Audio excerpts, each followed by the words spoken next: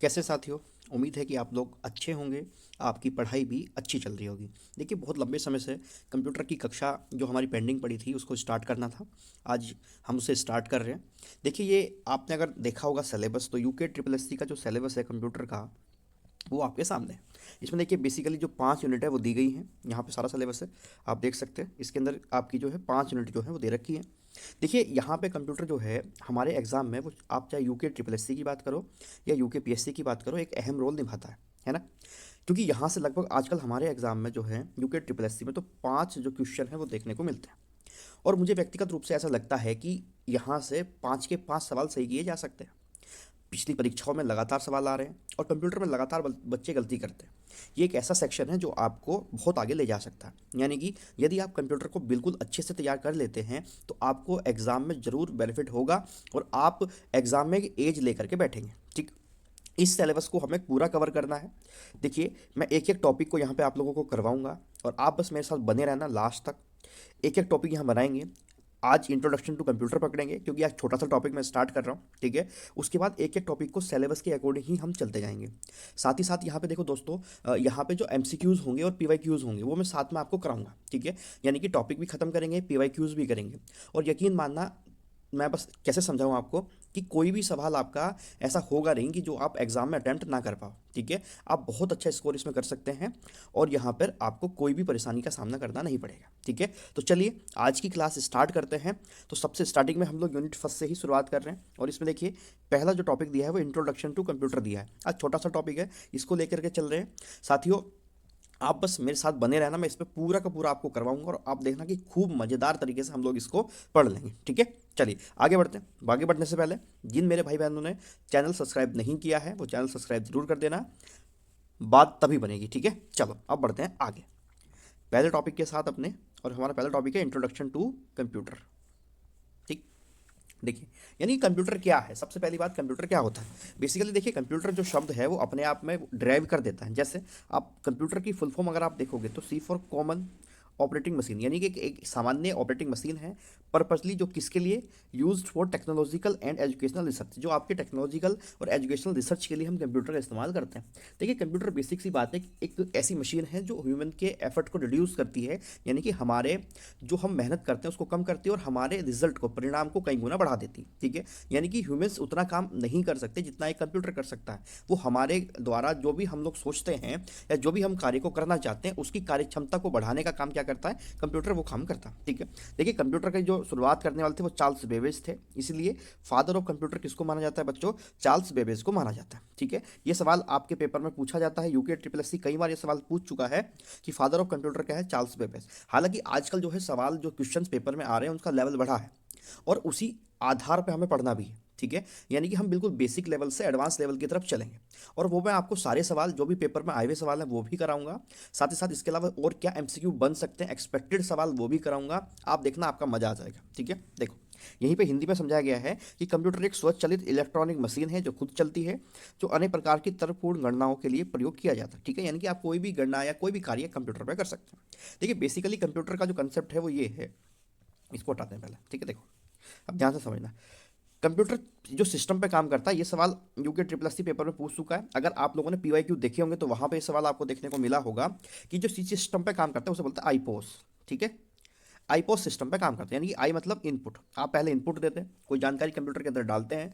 Computer फिर वो जो जानकारी उसको मिली है उसको प्रोसेस करता है, यानी कि उसको देखता है इसमें करना क्या है, किस तरीके से इस पर काम करना है। देन वो आपको क्या देता है, आउटपुट देता है, ठीक है। यानी कि वो आईपॉस पे काम करता है, इनपुट प्रोसेसिंग आउटपुट। और फिर अगर आवश्यकता पड़ती है तो उसको क्या करते हैं हम लोग, स्टोरेज करते हैं, भंडारण करते हैं, ठीक है। तो यानी कि कंप्यूटर का जो बेसिक सिद्धांत है वो आईपॉस है और ये कई बार आप लोगों से पेपर में पूछा गया है। साथ ही साथ इस सवाल को आपको कथन के रूप में पूछा जा सकता है। इस सवाल को आपको स्टेटमेंट बना करके दिया जा सकता है कि यानी कि कंप्यूटर आईपोस पे काम करता है। बहुत इंपॉर्टेंट सवाल है। और देखिए, ये क्लासेस बिगनर्स के लिए हैं जो बिल्कुल अपनी तैयारी स्टार्ट करना चाहते हैं और जो चाहते हैं कि हम अपने आप को 2026 में परीक्षा में हम अपना नाम देखें, हम अपने सपनों को पूरा करें। तो आप, ये कक्षाएं आप लोगों के लिए हैं। आप खूब मेहनत से पढ़ाई करना, मैं खूब मेहनत से कोशिश करूंगा पढ़ाने की, ठीक है। तो ये सिस्टम है जिस पे क्या करता है कंप्यूटर, आईपोस पर काम करता है, ध्यान रखना, ठीक है, महत्वपूर्ण है। अब देखो, कंप्यूटर के दो कंपोनेंट होते हैं, कंप्यूटर के दो अवयव हैं, दो घटक हैं, ठीक है। एक होता है आपका हार्डवेयर और एक होता है आपका बच्चों सॉफ्टवेयर, ठीक है। हार्डवेयर और सॉफ्टवेयर कंप्यूटर को दो हिस्सों में हमने बेसिकली बांट दिया। देखो, हार्डवेयर मतलब एक वो हिस्सा कंप्यूटर का जिसको हम देख सकते हैं, छू छू सकते हैं, जो आपके जस्ट सामने होता है, ठीक है, यानी कि जिसको आप ऑपरेट करते हो, वो कंप्यूटर का वो हिस्सा है। जैसे जो आप कीबोर्ड उसके अंदर लगाते हैं, आपने देखा होगा कीबोर्ड, माउस जिसका आप इस्तेमाल करते हैं, आप मॉनिटर का इस्तेमाल करते हैं, सीपीयू का इस्तेमाल करते हैं, आपका बहुत सारी इक्विपमेंट क्या हो सकते हैं, वो हार्डवेयर हो सकते हैं, ठीक है। यानी कि हार्डवेयर होने के लिए एक बेसिक जानकारी क्या है कि जिसको हम देख पा रहे हैं और साथ साथ जिसको हम छू पा रहे हैं, जो टचेबल है, ठीक।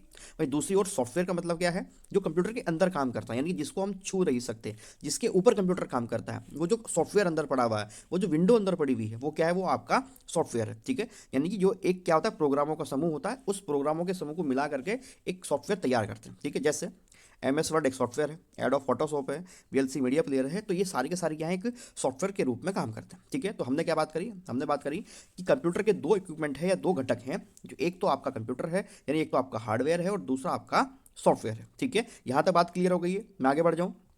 ठीक है, देखो अगर कोई भी आपको डाउट रहेगा तो आप मुझे कमेंट सेक्शन में जरूर डालना, ठीक है, ताकि हम उस डाउट को क्लियर करें, क्योंकि हमें पढ़ना तो है बहुत अच्छे तरीके से। दूसरी बात है, ये सवाल आपके पेपर में स्टेटमेंट बना करके दिया गया था, ठीक। क्या, देखिए जो एक डेटा होता है, यानी कंप्यूटर में जब आप एक जानकारी डालते हैं तो वो एक डेटा होता है, डेटा यानी कि एक अव्यवस्थित रूप होता है, यानी मतलब आप कह सकते हो उसके कोई आपका सीक्वेंस नहीं होती है, वो क्रम में नहीं होता है, वो एक अव्यवस्थित अनमैनर्ड आपका क्या होता है, जानकारी होती है, ठीक। कंप्यूटर में जब वो डाला जाता है तो कंप्यूटर डेटा को क्या करता है बच्चों, प्रोसेस करता है, ठीक है। कंप्यूटर क्या करता है, डेटा को प्रोसेस करता है और उस डेटा से मिली जानकारी को फिर एक व्यवस्थित रूप में, एक अर्थपूर्ण रूप में क्रमबद्ध तरीके से उसको बना करके उसको क्या बना देता है, उसको सूचना में परिवर्तित करता है, ठीक है। यानी कि पेपर में ध्यान रखना कि डेटा क्या है, डेटा अव्यवस्थित रूप होता है और सूचना क्या होती है, एक आपका व्यवस्थित रूप होती है, ठीक है। मुझे लगता है बात समझे होंगे, ध्यान से दोबारा समझो कि डेटा क्या है, अव्यवस्थित है, कंप्यूटर में जब आप डालते हो तो वो उसको प्रोसेसिंग करता है और उसके बाद उसका अर्थपूर्ण जो है वो रूप देता है, जिसको हम सूचना के रूप में जानते हैं, ठीक है। डेटा और सूचना यानी कि इंफॉर्मेशन, इंफॉर्मेशन हमेशा क्या होती है, व्यवस्थित होती है, ठीक। चलिएगा आगे बढ़ते हैं।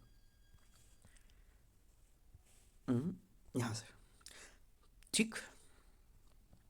अब देखो कंप्यूटर की कुछ विशेषताएं हैं, हालांकि कंप्यूटर की बहुत सारी विशेषताएं जो कि मैंने यहाँ डाली भी नहीं है, लेकिन मुझे ऐसा लगता है कि वो तो सब आप जानते हैं कि कंप्यूटर बहुत सारी गणनाएं कर सकता है, बहुत एक्यूरेटी से काम कर सकता है, किसी काम में बहुत तेज़ी से ये अपना काम निपटा सकता है, एरर शून्य होता है, लगभग शून्य होता है, ठीक है। तो बहुत सारी हैं जो सब आप जानते ही हैं, लेकिन मुझे लगा कि आपको कम से कम गति के बारे में कंप्यूटर की पता होना चाहिए, ठीक है। पहली चीज़ देखो, मैक्स बहुत ज़्यादा स्पीड से काम करता है कंप्यूटर, हालांकि कंप्यूटर के भी अलग अलग वर्जन्स होते हैं, कंप्यूटर अलग अलग प्रकार के होते हैं जिनको हम आगे देखेंगे भी, ठीक है, वहाँ बात करेंगे कि तेज कंप्यूटर कौन सा है, स्लो कौन सा है, ठीक है।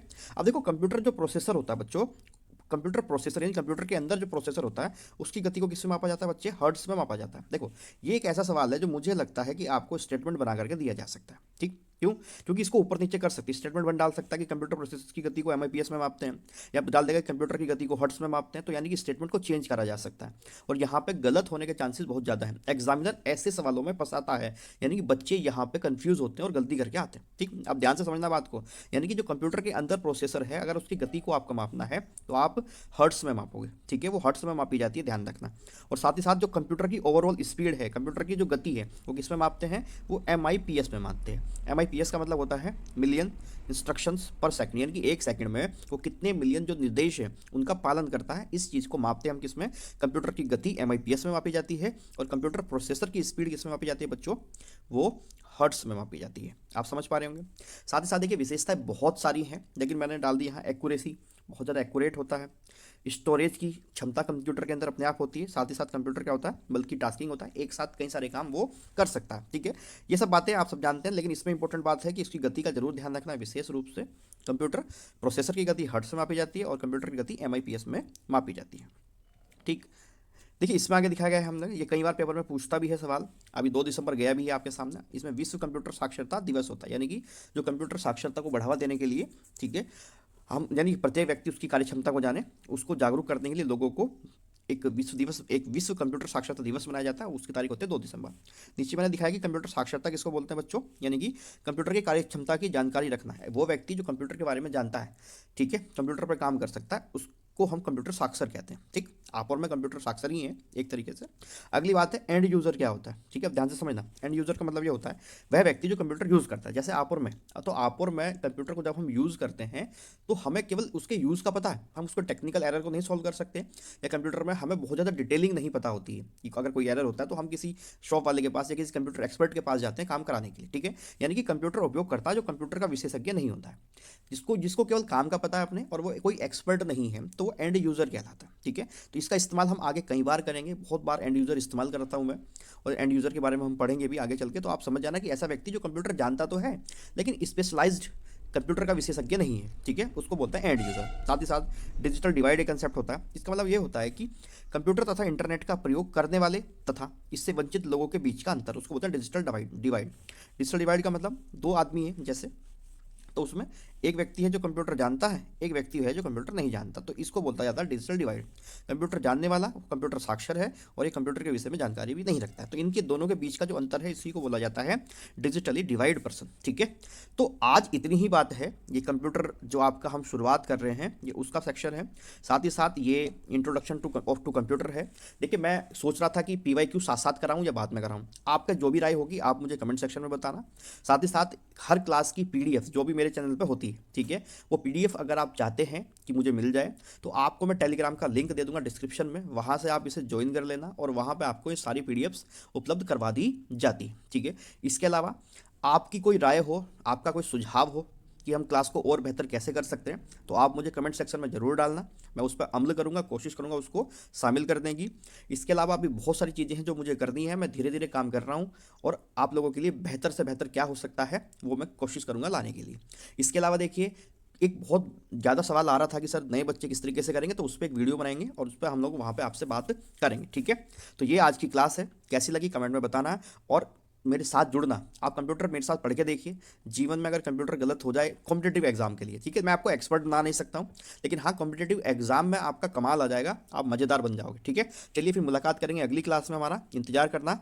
तब तक के लिए बहुत बहुत धन्यवाद। खूब मेहनत करिए, खूब पढ़ाई करिए।